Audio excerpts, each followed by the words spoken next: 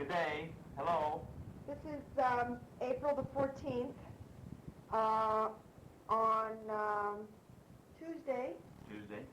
and it's about 7:15. We haven't had dinner yet tonight because we got a package of pictures back today, and we had gotten so far behind on our photo album that... Let's see, we had pictures a couple weekends ago. We stayed in all weekend and did our pictures. We probably mentioned that to you.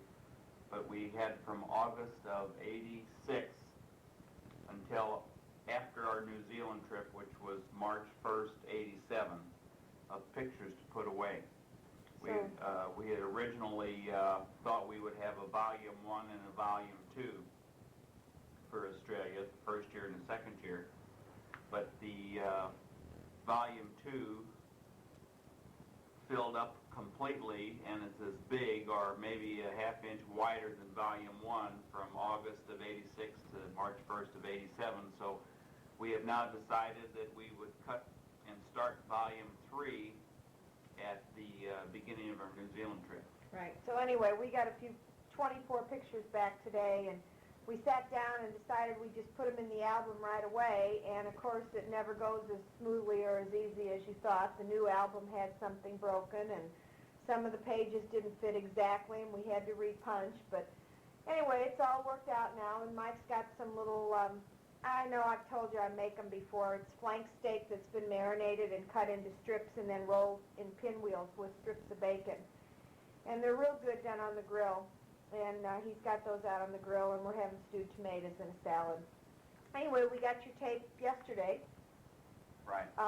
And got through all but just a little bit of it because we went to Gretchen and Steve's last night. I made chicken tetrazzini and a salad and some cooked carrots and took over there.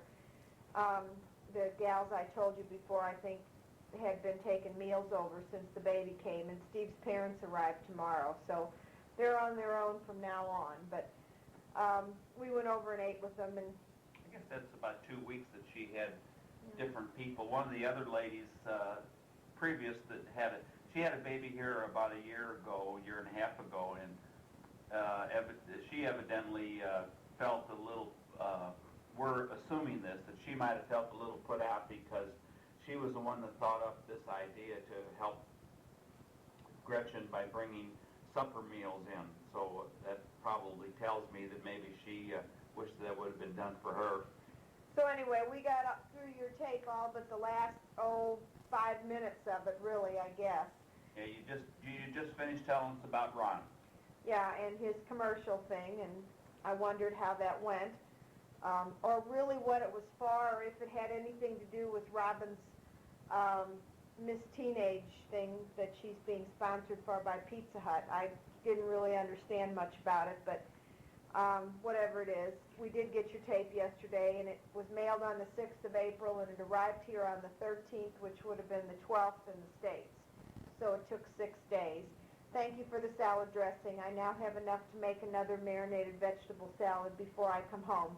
I think I'll be just fine now on everything. I can't imagine I'd need anything else because I'm, believe it or not, already starting to try to empty out my cupboard and think up things to use up oatmeal and things that you just don't use all the time. Oatmeal cookies. That's what we're going to have, oatmeal cookies. Steve and Gretchen's, Steve's parents, Gretchen's in-laws, are coming over tomorrow. And you know that Steve and Gretchen are pretty much food hounds, and they like a lot of special foods, mostly sweet things that you can't really get here. And he was going on and on. Evidently, he talks to his father pretty regular through the company, and bring me this and bring me that. And he asked him just last week for something else, and his dad said, "Look, Steve, this has got to stop. I'm not bringing a whole damn grocery store over there." Well, anyway, they arrive tomorrow morning, and I'm going to take Sue Andrews and Travis to the airport in the morning. They're going on a trip for 10 days. It's school holidays right now over Easter, and they're going to hop about Australia. They're going to Cairns and Alice Springs and over to Perth. There's the telephone, so I'm going to put this on hold. Well, I'll get back and talk a little bit more. That's someone in Mike's carpool, the people that are buying our furniture, actually, and he's got a infection in his lung, and he went home from work early today and had to go to the doctor, and Mike was just checking to see if he wanted to drive in himself tomorrow. Anyway, I wanted to ask you about the port. I sent you the distribution form, or the place where you could write to find out where it was distributed in the United States, and I was wondering if you had ever gotten around to do that. And you said you were going into summer there, and of course we're going into winter. We're turning our heater on here every now and then. We've got a whole tank full of oil because we needed some at the end of the season last year, and we had it filled up, but we didn't use it all, and of course if we don't use it, we can't very well siphon it out, and we had about a half a tank left for us when we moved in here, so we'll do the same for the people that move in after us, and we won't worry about charging or whatever. Carrie is not coming with Darjeeling. She called last week one day, and we haven't gotten her final itinerary yet. She said that she would drop us a line and give us her flight. She's due in here next Saturday, the 25th. And she's going to spend a couple of days in Sydney, so it'll be sometime on Saturday. We're planning a little trip, but not to leave until Sunday and come back Tuesday morning, and then we're going to leave again the following Friday, which is May the 1st, and be gone Friday, Saturday, Sunday, and Monday up to Canberra, the nation's capital. We haven't been there yet, but Carrie is not coming. She's arranged for them to go to a daycare center, I think, after school, and then Jim will be picking him up in the evenings, and he'll be taking care of him in the evenings. So I don't know how that's going to go, but you know, it's funny you said that when you were getting ready to leave to come back home from Florida, that it seems like when the time gets close, you in fact are ready to go, and Mike and I have talked quite a bit about that here, and about how we feel about coming and back to the States and leaving here, and the fact of the matter is that we don't have a choice. The time has come that we are going to leave here. We've made a lot of good friends here and had a lot of nice experiences that we wouldn't trade for anything. 2 years is long enough to be away from your home and your family. We will be ready to come home, but I think that's pretty normal. When you know you have to go, you make yourself ready. Excuse me? What's in here? Oh, just a minute.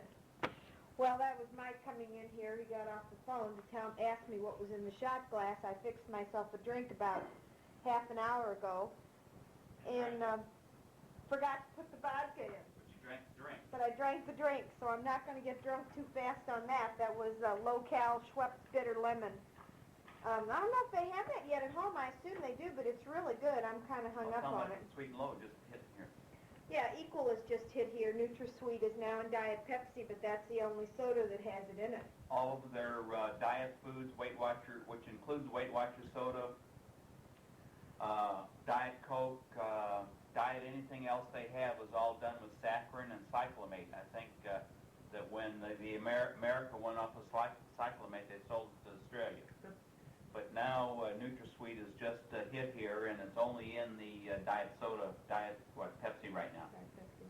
Anyway, jumping around, we'll be ready to come home when the time comes, just like you're always ready to go when you get ready to go from Florida.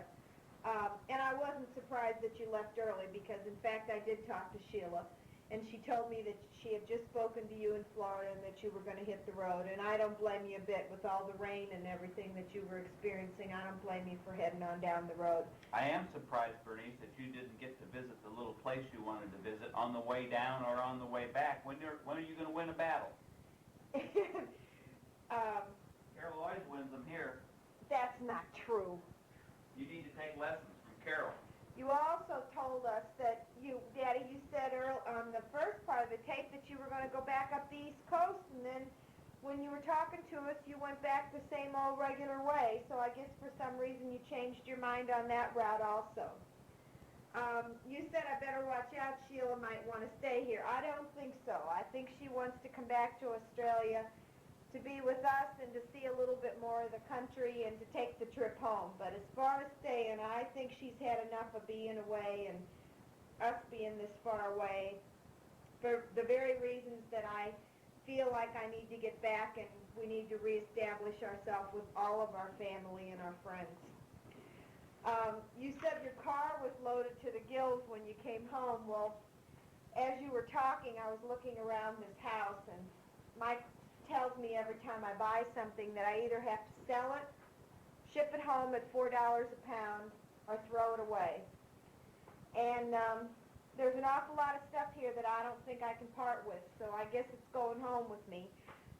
Most of the people that have shipped things home, we would be allowed 375 pounds. That's what we brought over, us and Sheila, and we didn't use any of Sheila's to ship hers back. We paid to ship hers back by parcel post.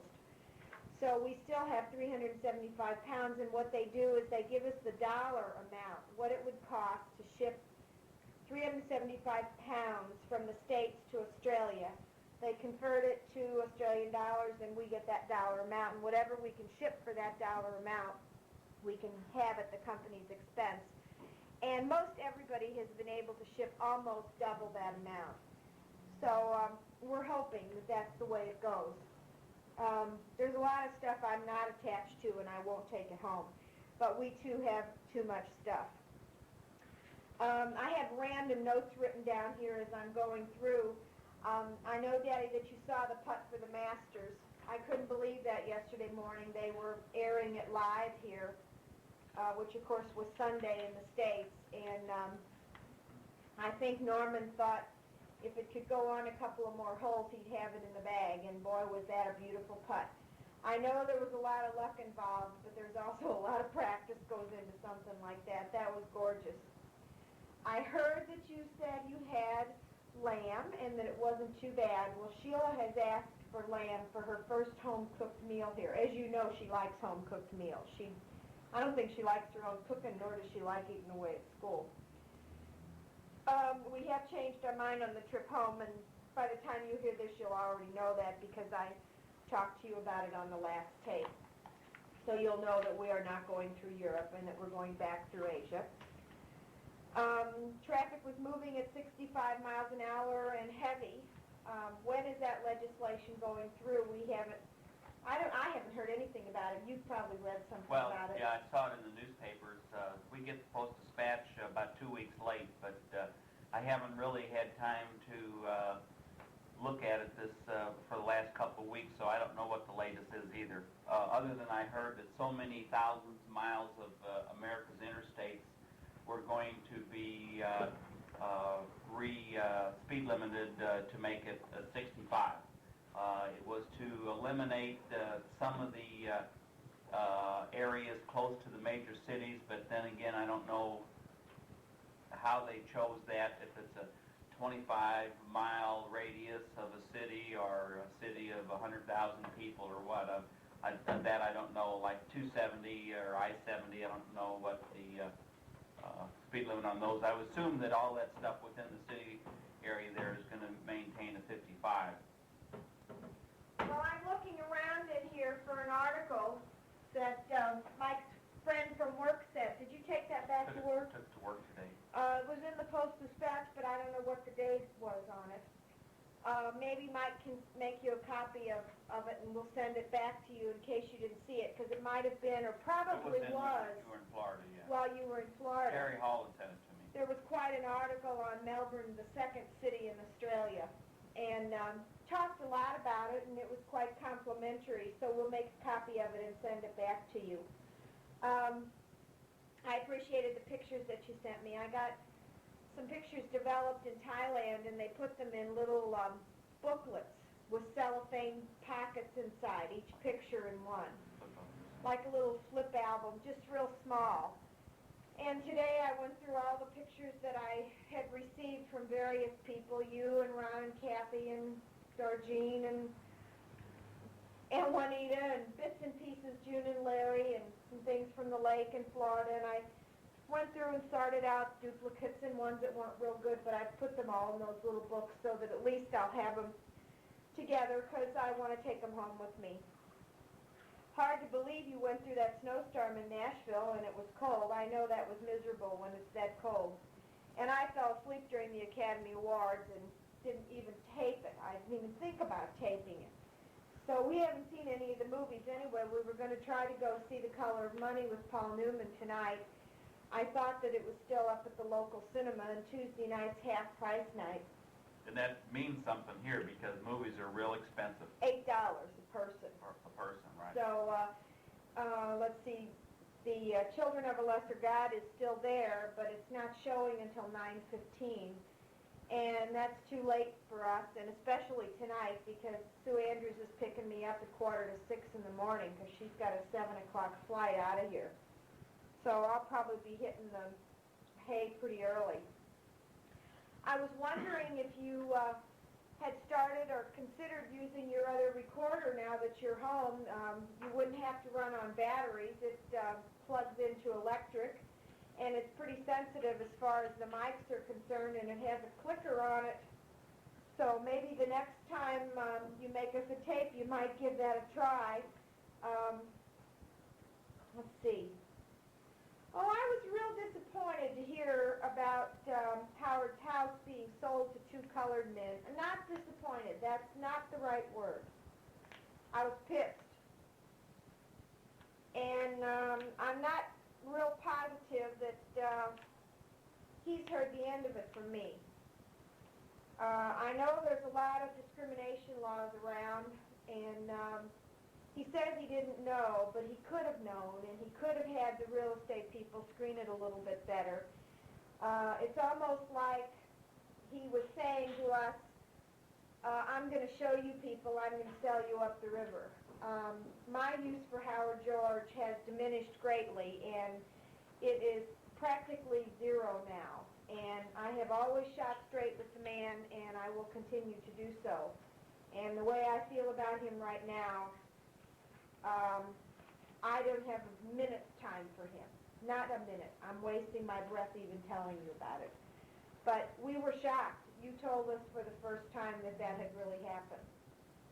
And I'm much more upset than Mike, and I don't really know what we're going to do when we get back. So enough of that discussion anyway. Too bad about the wallpaper. But if you remember, Mother, that wallpaper was bubbling when he put it up. We asked him to come back the second day after he hung it. It had bubbles in it. And in fact, I think he did puncture it with a hypodermic. So I'm sure by now you've had it taken care of. He would be the one to call, though, even though he's the installer and he didn't buy the paper, or I think that's you bought it and then he hung it. He's still responsible for preparing the wall and the end item. So he is at least where you would start. But your idea about a needle or a small brush with some glue on it probably is something that they do pretty frequent when they maybe don't get enough glue up to the edge or wipe it off with a sponge. Also, could you send me the recipe for beer bread? I had an idea. I wanted to make some of that the other day, and I don't have the recipe with me. I know where it is. It's down at the lake. I can see it written out as clearly as a bell on a piece of paper in the drawer down at the lake, but I don't have it with me, and I would like to make some. So would you send me the recipe for it, please? Because nobody over here seems to have it or seems to have ever heard of it. I'm going to try to make it with Foster's Lager. Michael, also, maybe if we kept that, did we keep that article on the beer, too? We'll send you a copy of that. I haven't even read it, but 2 Californians introduced it to Australia, is that right? Yeah, but they're talking back 1886 when that happened. Yeah, but that's how it really started. That's how Foster's Lager was originally founded. And these 2 fellows had come from California over to Australia. And then after 20 years or something, they did get the brewery on their feet and profitable, and they sold out and came back to the United States. So we'll send you that along with this tape when we send it. Also, did Robin like her ring? I know that you liked it, and I know that her birthday's come and gone. Also, I bought a pair of earrings that for Betty Lake that after I got them home, Mike and I didn't think they were suitable for her. And if you would like for me to keep them for Robin for Christmas next year, I could do that. What color I paid, it's 3 small opals Yeah, we'll tell you why we didn't like them for an adult in anyway. a little cluster. About the size of, when you have a ballpoint pen, the clicker on the top that pushes the pin in and out, I guess each opal was about the size of the top of that ballpoint pen ejector. Yeah, so there's 3 of them, and there's no stones or anything, and they cost me $37.50 Australian, which is about $25 or $26 US. And if you think you'd like for me to keep them for her, for you to give her for Christmas Gold or next silver year, post? they're gold. On gold post. Right. They're small. They're not big, and I don't know. Mike didn't really think the stones were real good, did you? Well, not from what we're used to seeing over here now. They were that's inexpensive, and I thought since we were talking about an adult and she asked Carol to do it for her, that maybe we should get something a little bit better. So we ended up doing that. We got a little bigger stone and a stone that had a little more sparkle in it. The stones that are in the earrings we're talking about are just a little more milky colored than transparent, like the stones Carol has, and which makes them less expensive. But probably it's a stone that you might see up in Waymiller or Huffman's or Zales or whatever other place in America. So let me know. I'm going to take them back, if not, and I'll just hang on to them until I hear from you whether or not you want me to keep them or not. The tape ran out. You said that you had an appointment with the realtor to go and look at a couple of condos, 2 condos, I think Broadmoor and Conway Meadows. Let us know. You said you'd give us a report, and I know that you will, and let us know what you thought and how much and whether you liked the location and if it was pretty and the whole bit. And if you've had any false alarms yet on your alarm system. Yeah, and that was my next thing, is how's the security system going? Dennis's, I think in his house is similar to that.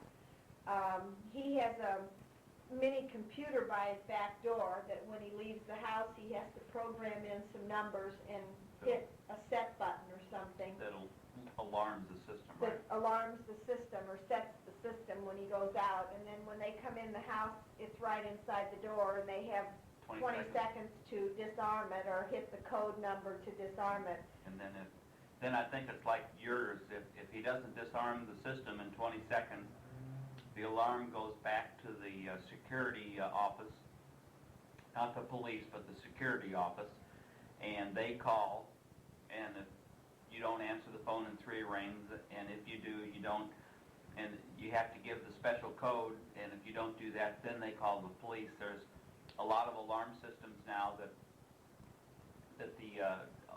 over here anyway, I don't know about America, but we were talking about this at work, that so many of them are not of very good quality, that they are all the time giving false alarms out, and they're hooked to the police, or they're a siren or lights go flashing off or something outside, and the police come.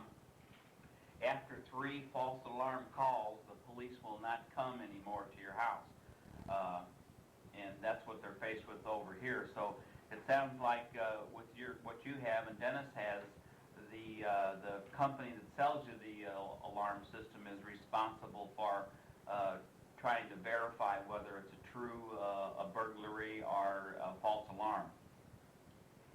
Anyway, and it also sounds like you got Harold to reseed your lawn. No charge, I hope, since the stuff just laid on top of the ground and never came up. But I'm sure you worked that out. Anyway, is our dinner getting close? Not yet. Not yet. We're cooking it slow because it's got bacon wrapped around it. Got bacon wrapped around it, and I've got it on low heat because that stuff will really flame up and cause a disaster for everything. I've reworked the gas grill. I took it apart and cleaned everything, cleaned all the holes out in the burner, and bought new rocks, and cleaned the grill and the fire grate, and it's really does a nice job now. I still have the problem with the fire being too close to the cooking grill, but with the new rocks and every one of them is strategically placed. It took me about 2 hours, well, maybe an hour, to place the rocks, and I had the bag laid out in front of me, and between the new bag and the old ones, I was able to pretty much, with like checkers and dominoes, place them all in a spot to where I completely closed off the flame from underneath, and so the rocks actually heat up, and the flame doesn't heat up, travel all the way up to the meat. Unless there's grease that drops down, then it catches on fire on top of the rocks. But if I burn it off after I use it, it keeps the, as you know, the rocks dry, and the grease then doesn't catch on fire while you're cooking. We're quickly approaching Easter here. It's this coming Sunday. And I may have told you on the last tape that Mike and I are going to, since Mike has Friday and Monday off, we're going to take a trip up to northwestern Victoria to a town called Mildura. We have not been up there. It's on the New South Wales border. About 600 kilometers? About 600 kilometers. It'll be 6 or 7 hours drive, so we're going to get up early Friday morning and head out of here and try to find a place to eat some breakfast somewhere, but this place shuts down over Easter. This is one of the biggest holidays in Australia. It's almost as big as Easter, Christmas. And I was talking to our secretary at work today, and as we told you before, this is the third largest Greek community in the world, and most of the Greeks are Greek Orthodox Catholic, and they celebrate Easter. She's got to go to church Thursday, and before she comes to work, at lunchtime, and then after work. And I think that's probably maybe why Easter is a big holiday, because of their influence. So, and Good Friday is particularly a big day, and most every place is closed. There are a few restaurants open, but they're only allowed to sell a drink if you buy a meal with them. The pubs are not allowed to be open. The grocery stores will be closed. The banks will be closed. As a matter of fact, the banks are closed Friday, Saturday, Sunday, Monday, and Tuesday. So it's 5 days off. Well, and we've got a roster day off at work. Not us, but the GAF people have a roster day off Tuesday. And past experience, whenever they have a Monday, Tuesday off, most of them take Wednesday, Thursday, and Friday too. So anyway, we will be away for 4 days over the weekend, and I see that we're nearing the end of this side of the tape, so I will try to talk a little bit to you each day and get it finished up, because the post office will also be closed Friday, Saturday, Sunday, Monday, and probably Tuesday. So I won't be able to mail this unless I have it weighed, which I can do, and get the postage put on it so that whenever I get it finished, I can mail it. And I may do that so that if we don't get it finished by the time we leave on Friday, we generally always take the recorder with us. And we take the recorder with us, but we don't always talk on it. We put it in the trunk, and we bring it into the room, and we take it to the trunk, and we drive another couple hours or to the next town. We take it out, and we still don't talk on it. So. But the last tape we did almost the whole side in the car on our trip up to Albury. The last one. We got into a new section of highway there, and it seems like, Bernice, when you're driving, Jack's driving, you have a chance to put some things on, and that's interesting to do that. We can kind of put ourselves inside the car, and just if you just close your eyes or think about it, you can kind of picture where you are, especially if, like when you've done it in the houseboat, where you say, well, now we're pulling out of Pier 31 Cove, we're making a left, and we're heading up, and we see the bridge and pull in the cove.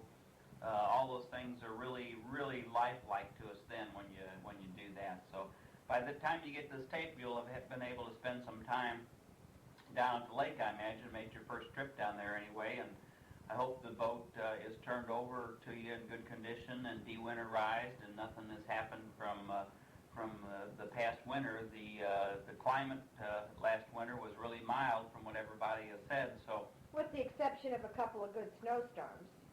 And one cold snap, I think. But as far as being severe, we hear that it wasn't. We'll probably really be in for doozy when we get back. We're going to put this on pause and see what we've got left here. Hold on. The weather. We ran the tape forward and we counted the clicks.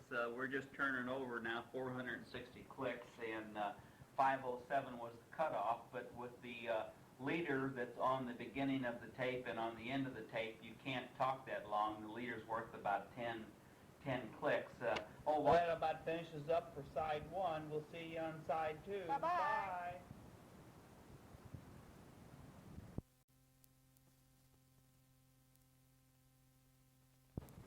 Hello from Australia. This is still 4:14, and we're about 9:30 in the evening now. A lot has taken place since we've last talked to you a little bit earlier. This is a completely different tape from what we had recorded on originally, which was the tape that you'd sent to us. We thought we were having trouble with the recorder, and the voice was going up and down like the batteries were running out, but we knew that wasn't the case because we were plugged into the wall socket.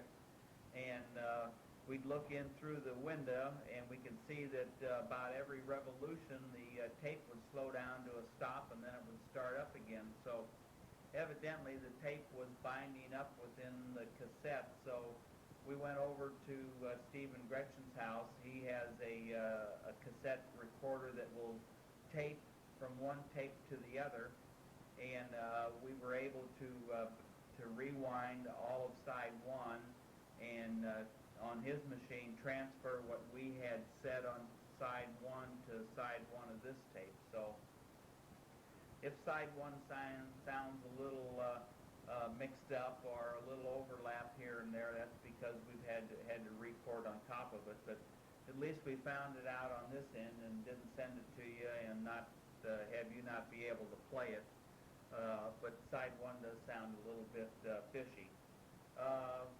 We finally did eat supper. We had the meat roll-ups, flank steak roll-ups on for about 50 minutes, and had a salad and stewed tomatoes, and everything was real good. And then we came back in to put some more information talk on side two, and that's when we ran into the trouble where the tape just stopped altogether. So looks like everything is going good now. We got a new tape in there and got side one recorded. It would have been a real trauma to have to think and remember what we said on side one and retell it and do it all over again. So we were really happy that Steve was able to do that for us.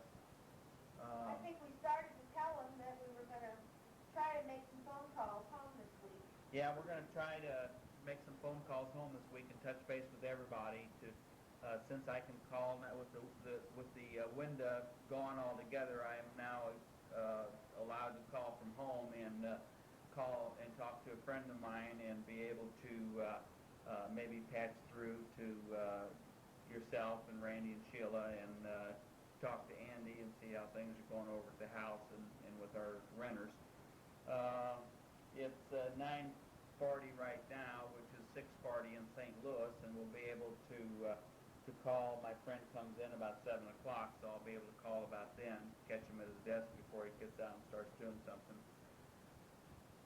So other than that, that's about all we got to say for right now. So we'll turn this off and talk to you later. Bye-bye. Bye. Bye. Hello again from Australia. This is Wednesday, April the 15th, and it's about 8:30 in the evening. We've just come back from Steve and Gretchen's house. His mother and father came in today from the States. They lived in Hillsboro, and this was the second time in their life that they had been on an airplane. The other time was a trip to, I think, Florida. Arizona, I think, New Mexico last year. There and back, so that was the only other experience they had. And they are pretty tired. They had stopped at the duty-free shop and picked up some rum for me, and Carol didn't have the right change to pay him this afternoon when she saw him, so we thought we had to go out and pick up gasoline anyway because the price is going up 25 cents a gallon tomorrow. So it doesn't seem like that much because they only talk about liters, but if you multiply it times 3.75, it goes up to 25 cents a gallon. So it's worth getting out and going and getting gasoline. And so while we were out, we went by and paid them. And seemed like real nice people, got a real country accent, but they're from that area, or he is anyway, originally, or a little further south, I believe. But they're glad to be here, and they said they looked at themselves at the restaurant when they were in Hawaii and said, what in the world are we getting ourselves into? Because they'd already had enough of the plane, and they weren't even halfway here yet. But I think that's a lot of feelings that most people have. Jack, I got a story for you. There was an article in the newspaper today. The AIDS is a real big thing over here, and they've got some very direct and informative commercials on television or news things about AIDS. And they have, the truth of the matter is they've got 50,000 people right now that either have AIDS or they figure are carriers, and they expect that to triple in the next 5 to 10 years. So they're trying to make everybody aware of the problem with it and how to prevent it. But in that same newspaper, there was an article about Rock Hudson, who died of that here a little while back, that they still haven't sold his mansion in California that he had paid. He only had it for about a year, and he paid something like $7.5 million for it. And they have lowered the price and lowered the price and lowered the price, and they're down to like $3.8 million right now, and still haven't had anybody, any serious buyers. So one of the real estate people there came up with a good idea, and it looks like it's going to go over pretty good. They have broken it up into units, and they're going to sell it as condominiums. Ha, ha, ha. So, Mother, you'll never understand that. Daddy will have to explain that to you. but I hear they're selling them really, really good now if they got it broke up like that. So that's about the latest news from Today's income tax day, Melbourne, Australia. Yeah, today's April 15, and I hope you got your taxes paid.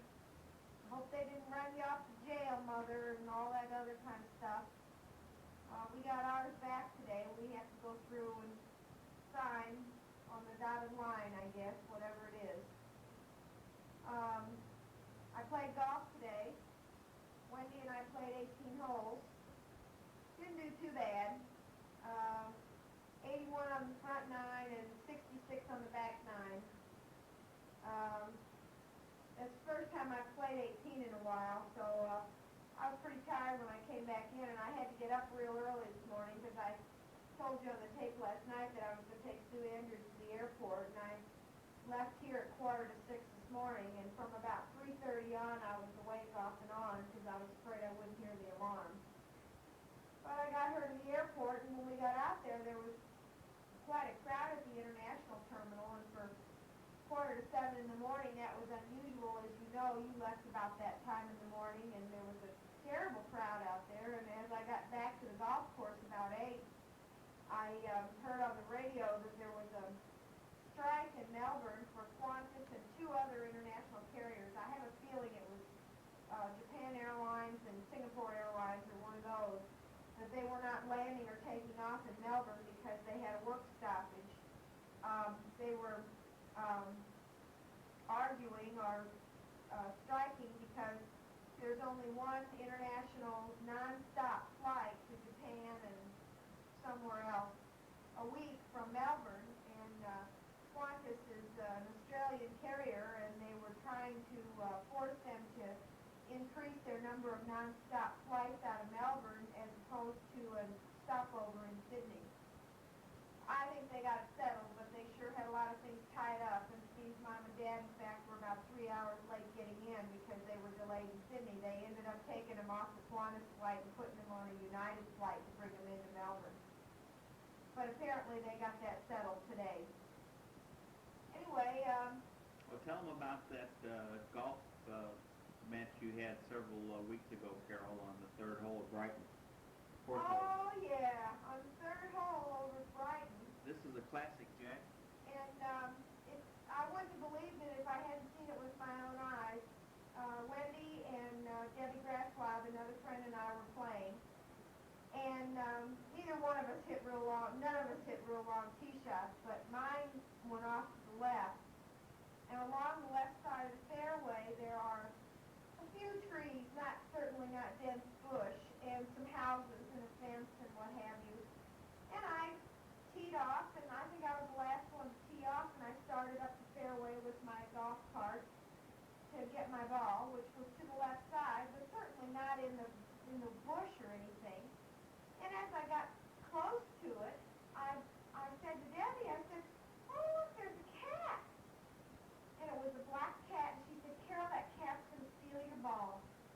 I said, "No way." And with that, I was playing with a pink ball.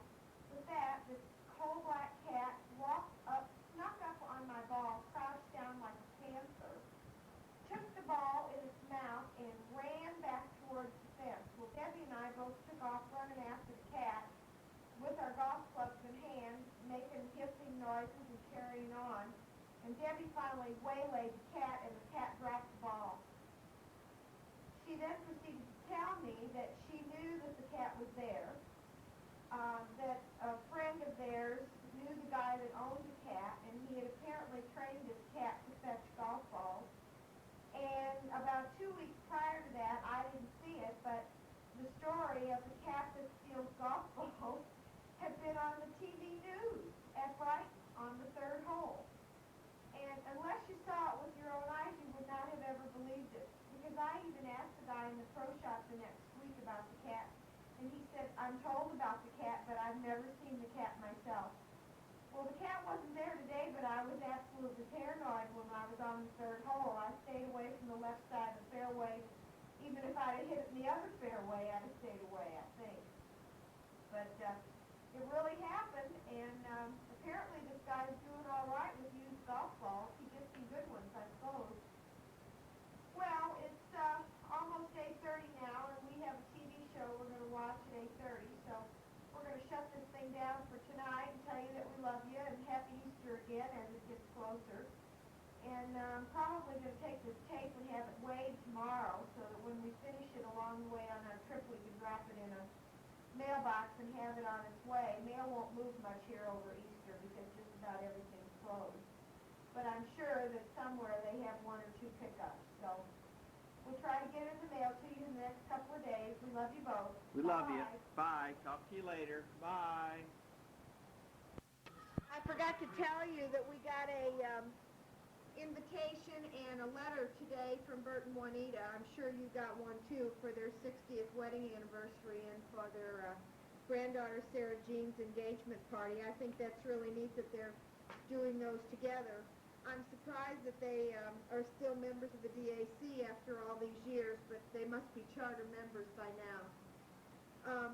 Anyway, Bert typed us a nice letter, and Juanita wrote a little bit on the back. We've been sending them sand along the way as we travel, you know, and he seems always very happy to get it, and his response is nearly immediate to say thanks and that he enjoys our letters and to keep them coming. We sent him a copy of our newsletter from our trip back, so I just thought I'd mention, she said on the back of the letter that she had tried to call you that morning, which was April the 5th, and that there hadn't been an answer, but that she was sure you were home from Florida.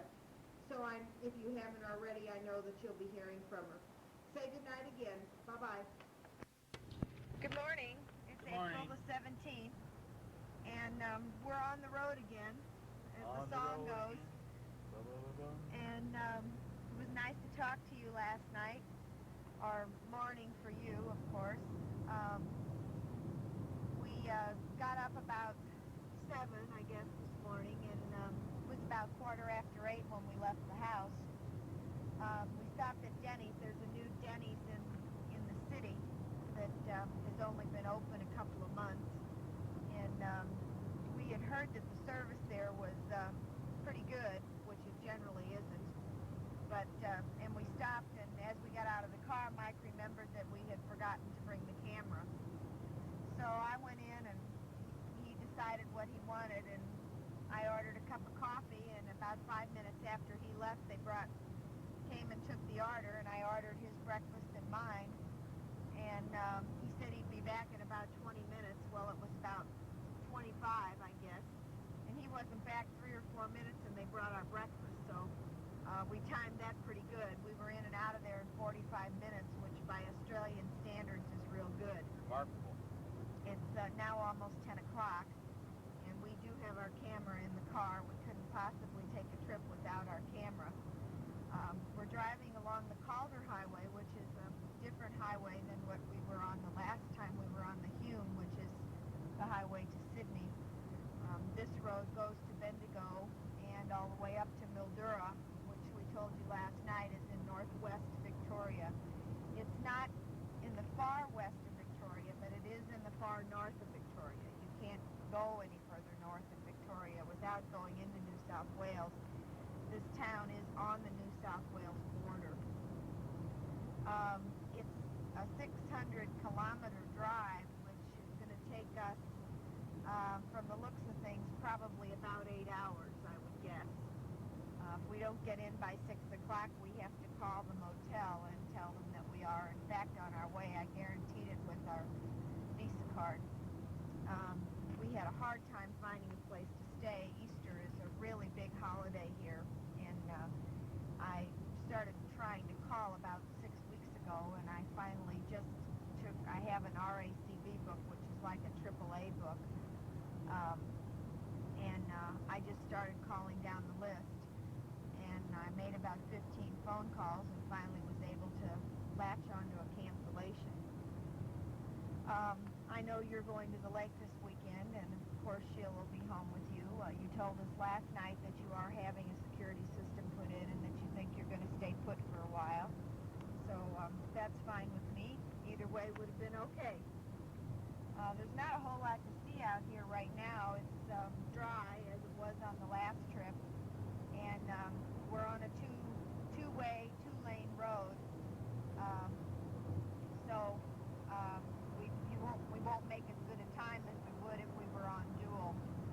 I don't remember, we've been up this way to Bendigo before, but I don't remember how crooked or straight the road is.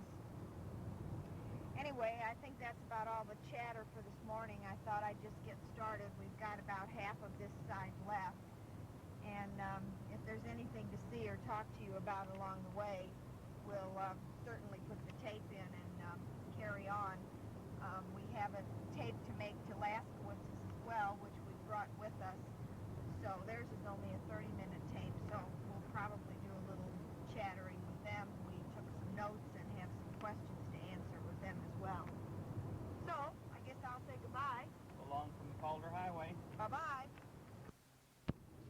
Hello from the Calder Highway. We are about 2 o'clock in the afternoon now, and 330 kilometers from Melbourne, and we got about 200 to go. And been going along pretty good. The traffic has let up quite a bit, but we just stopped to get petrol, and the service station attendant said, "Boy, it sure is busy out there today." And I guess there's just a few cars now and then, not anything like a traffic jam like we had before, but he said it was pretty busy, so I guess compared to normal time, one car every 15 minutes, it is busy for that. We haven't had any trouble with gasoline. It's a big holiday, but there's been a lot of stations open, so it doesn't look like we'll have to fret about that. We stopped and had lunch. I fixed some tuna salad and brought along a loaf of bread and some crackers and cut up some carrots and celery. And we tried to find a picnic table. There's usually one along the way, and there have been, but I guess because of all the traffic, there's people at them. And so we found a little wedge in the road with some shade and just pulled off and ate our lunch there. It was nice. Mike had a rum and coke, and I had a Schweppes bitter lemon, which I'm still working on here, and Mike's still working on his drink too. We did talk to Laskowitz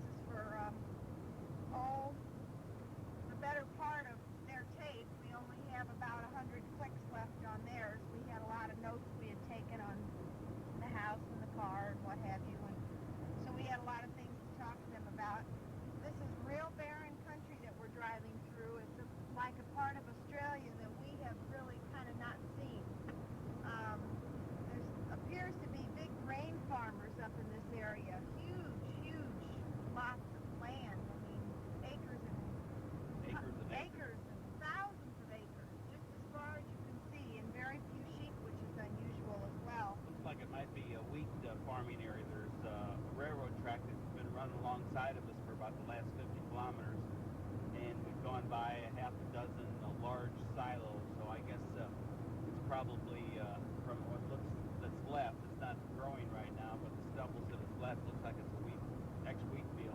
And we just passed the field where they were burning, so I think they burn off the stubbles for the potash to be turned back into the soil. And there's towns as we go along here, little towns. So, I can't even tell you, they're like Doolittle. Town About like that. 10, 15 houses. Speaking of Doolittle, Gretchen was telling me about the manhunt that was going on out in that area. I wondered if they ever caught up with that guy. They were in the wood. He was apparently seen or thought to have been in the woods right behind her parents' house. And for 2 days, the police had told them not to leave the house and told her father that if he had a shotgun to load it and keep it by him. I think that part of the crisis is over, but apparently the guy was a survivalist, and they were having trouble catching up with him because he was able to hide out and survive in the woods. Oh, there's a few sheep over there in the middle of that field. Looks like there might be a little water there. We're coming up on another silo here in front of us. Just about every small town has a big one, bigger than the town. Reminds you a little bit of Illinois as you drive up towards Chicago. Right before Bloomfield. But the soil doesn't appear that rich. It's More of a red. reddish colored clay looking soil.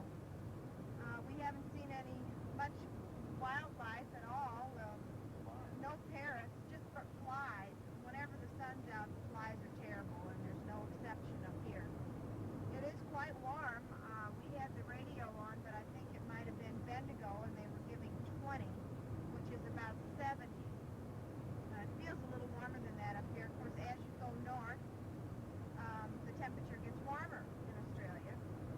And Not a cloud in the sky. it's clear as a bell, beautiful blue. They didn't have a summer here at all. But it looks like now they're going to have a late summer, so to speak. The town we're coming into is called Sea Lake. It's a small town right at the base of a lake. And we suspected that there might be a petrol station or two open here because we knew there'd be campers and what have you, boaters around the lake, and it looks like we wouldn't have had any trouble getting gas here. Mike says I like to worry, and of course when the tank got below half, I started to worry. So he pacified me and stopped at the first station that we found, and we got gas, and now I don't have to worry anymore. We can drive all the rest of the way up to Mildura and not worry about it at all. So I'm going to put this on hold as we come through Sea Lake, and I think the road kind of circumvents the lake, so I'll let you know what it looks like. It's a small lake, I can tell by looking at it on the map, but sometimes they're real pretty, so I'll be back. Bye-bye.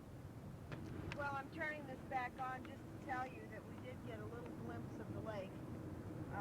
It didn't look like much, did it, Mike? No. Very small. We haven't really even seen many boats around. There's still farmland around us and some scrub. Some of it doesn't look too good. And we just saw a sign, and it's 188 kilometers till Mildura. So we shouldn't have any problems getting in there this afternoon at a reasonable time.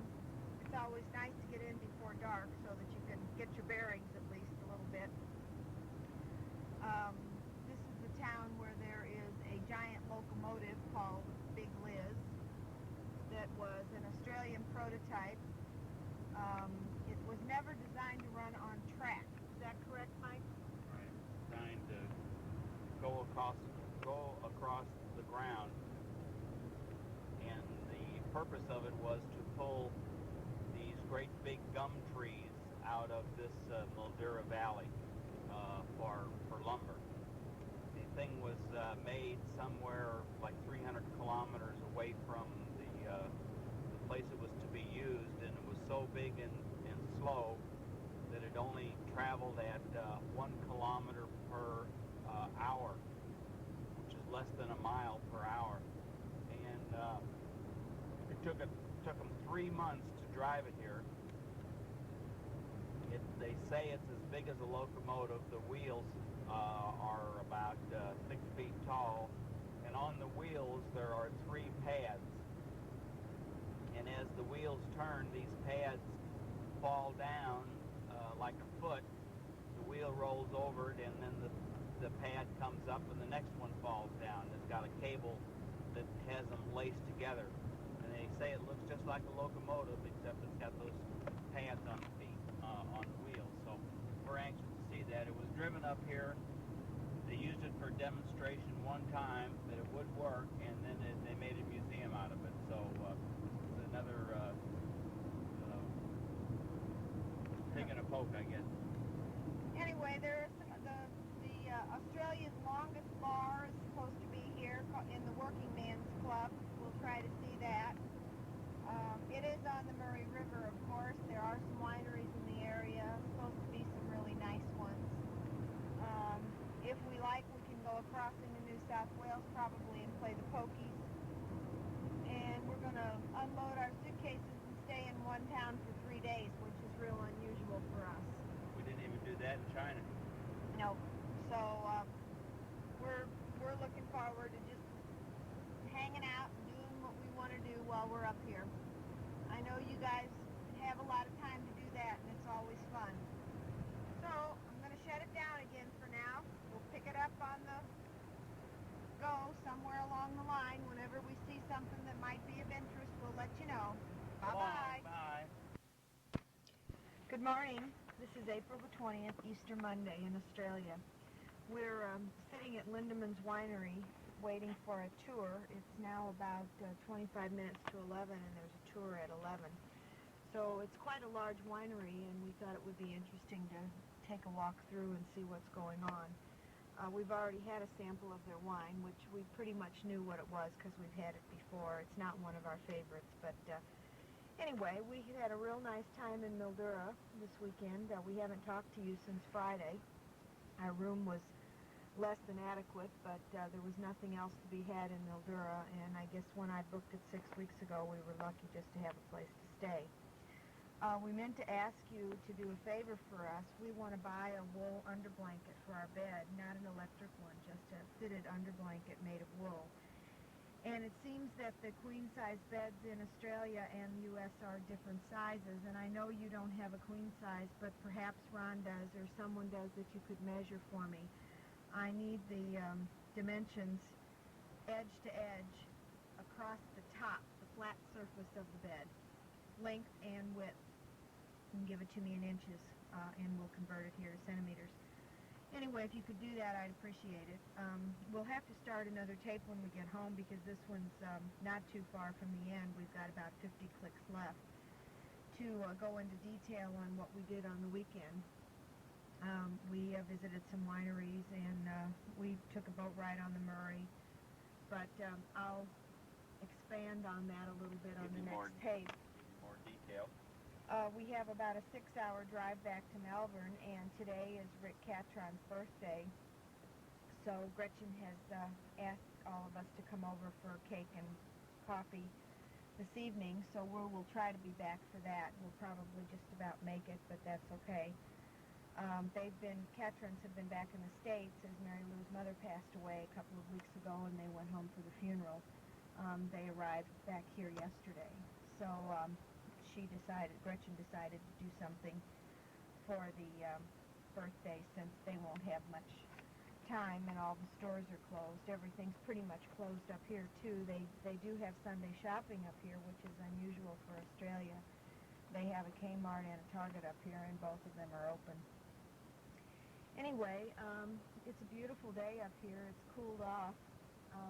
It was quite warm. Yesterday the wind came up and they had a terrible dust storm up here. Oh yeah, the whole sky just filled up with a brown cloud. We saw it off in the distance. We were on the road and we saw it off in the distance and thought, holy cow, there's really a storm coming. We stopped back at our motel to ask directions on how to get to the ski school place. And she said, oh no, it's not a rainstorm, it's just a dust storm. But the whole sky was just really full of the brown reddish tinge. So I guess when the wind came in, it finally died down or laid down, as they say, and it's cooled off considerably. Well, we're reaching the end of this tape. I know it's going to run out in a few clicks, so we'll say goodbye right now. We love you from Mildura, Australia. We'll drop this in a mailbox as we go along someplace, so the postmark won't be Melbourne. Bye-bye. We love you very much. Bye-bye. Bye.